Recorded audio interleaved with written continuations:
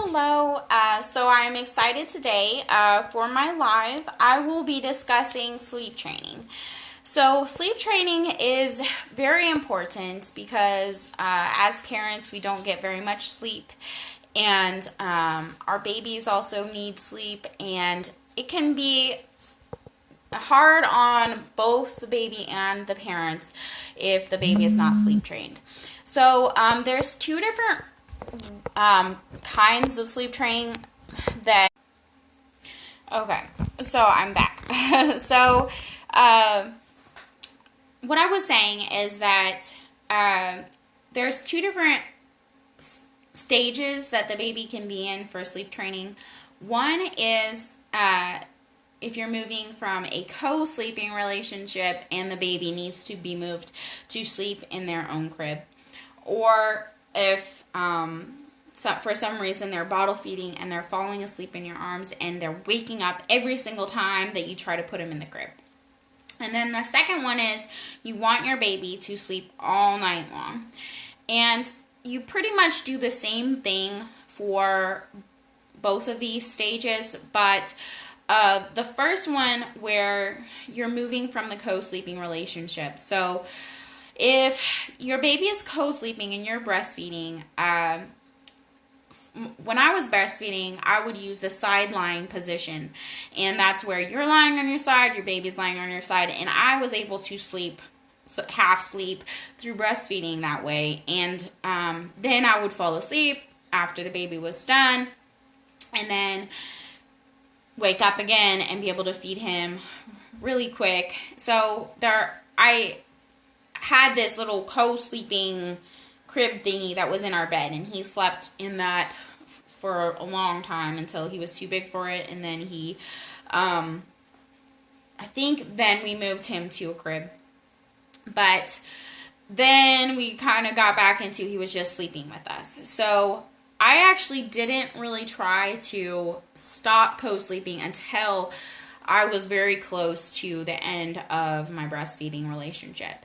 And so if you're doing that, if you're experiencing that, then you might want to consider either if you want to continue breastfeeding and maybe your baby is less than a year and you want to continue breastfeeding. Well, you're probably going to need to continue co-sleeping and continue those feedings through the night, because you don't want to lose your breast milk supply, and you will start to diminish on your milk supply if you stop doing feedings at nighttime. But they say that babies after 7 months do not need to be drinking any milk at night. So if you've decided, okay, I'm going to stop breastfeeding or I'm going to stop bottle feeding at nighttime, the next tips are for you. But if you're still doing bottle feedings at nighttime, the best way for you to get your baby to sleep in their crib is when you notice that the baby is falling asleep and nodding off while you're feeding them the milk, you stop feeding them the milk and you put them in their crib. And that way they will get used to going to sleep in their crib and not needing you to comfort them and rock them and then waking up again when you put them back down in the crib. So that is for if you're doing bottle feeding. So for mamas and daddies who want their babies to be sleeping all night long and not waking up, these are the same tips and tricks if you're breastfeeding or bottle feeding. So the most important thing is that you're going to set a routine, and you're going to be putting your baby to bed at the same time every night, and you're going to have a ritual before bedtime. So whether that's you give your baby a bath, you put them in their nighttime clothes, you give them a massage, or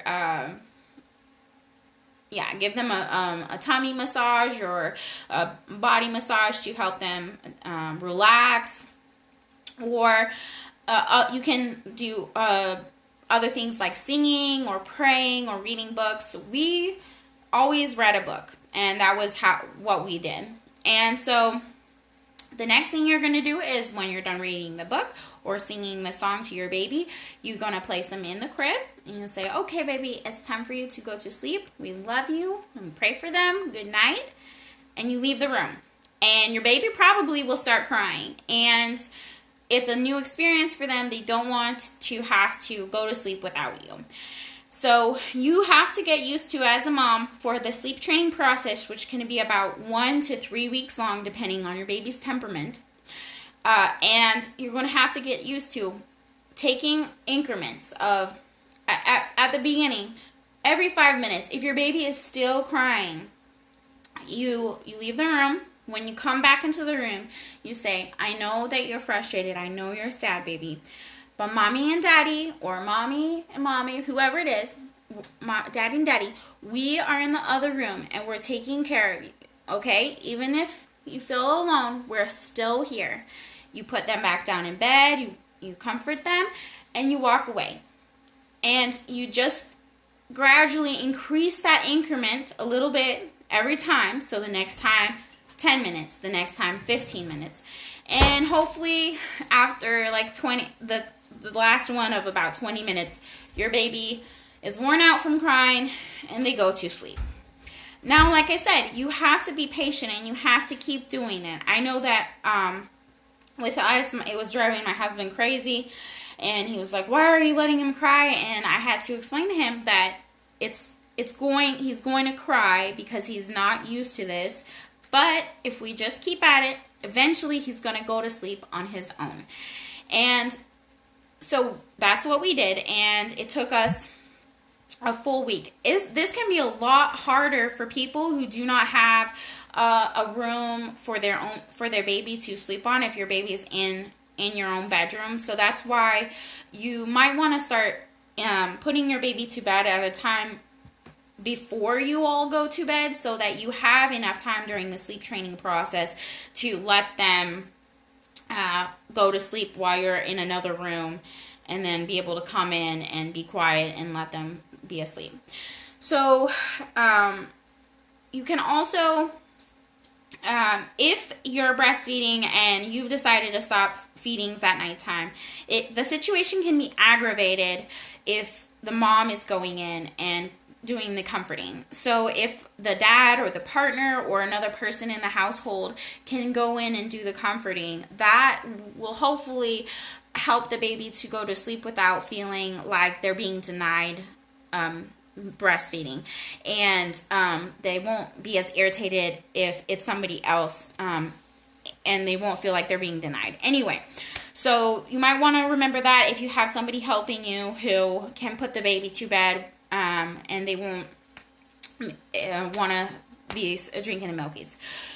So, as your baby gets older, there are changes that will occur, and your baby, your toddler, is going to have different needs as they get older. So, it's good to make transitions and changes to that bedtime ritual. So adding your child's personality into the bedtime routine, allowing them to make choices about the book that you're reading, about which stuffed animal that they're going to sleep with, or which blanket they're going to use, maybe letting them turn off the light.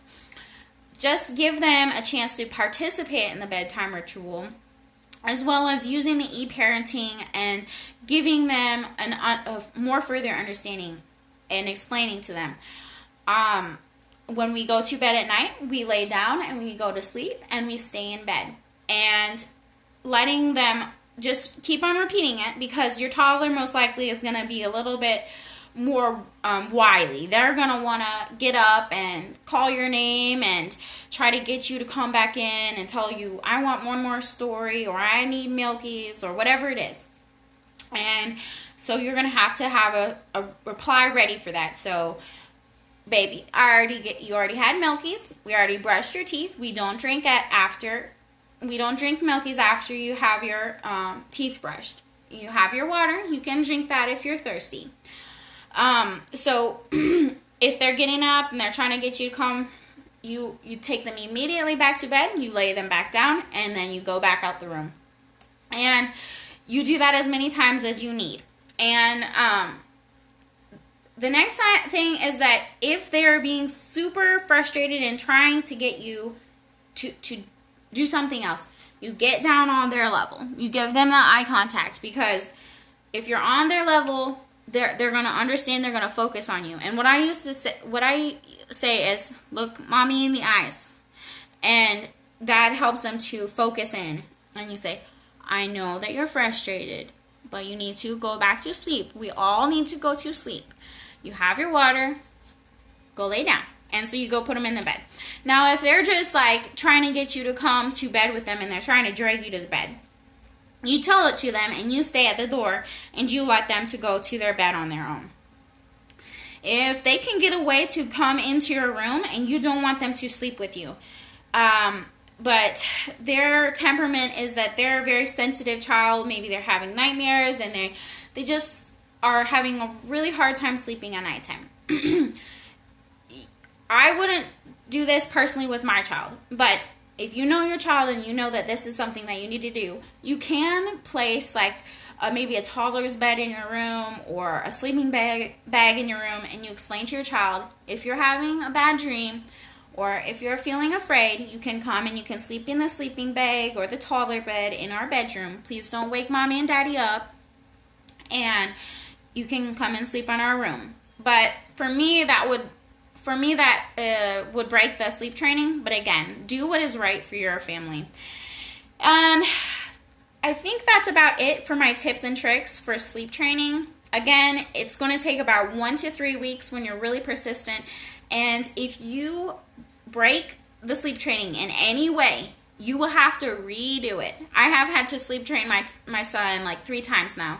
And so if you move houses, you're going to have to redo the sleep training. If grandma comes to town and she wants to snuggle baby to sleep, you're going to have to redo sleep training.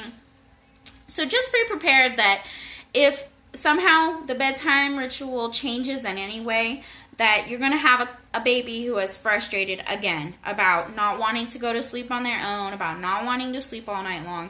And just to use the same consistency, the same encouraging e-parenting techniques, and you will have success and you will be eventually able to sleep all night long.